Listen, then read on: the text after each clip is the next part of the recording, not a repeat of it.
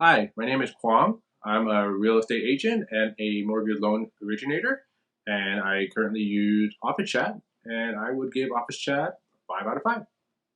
Office Chat is an invaluable tool for my line of work, especially given the current world that we live in. Office Chat provides a way for me to coordinate with my office, with my team members, allows us to talk about different transactions, allows us to upload documents to the file, and it basically allows us to meet in a way that we used to meet in person, but it gives us the flexibility to meet wherever we happen to be, and more importantly, be stay safe in the current pandemic that we are in.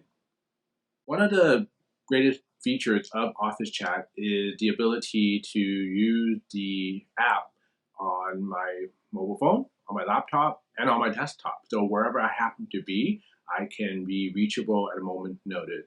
And the integration is seamless. The information I put on my phone shows up on my laptop almost a second later, and everything that I need is there. And there's no restriction on the size of the files that we're able to share, and it's very intuitive. Very intuitive.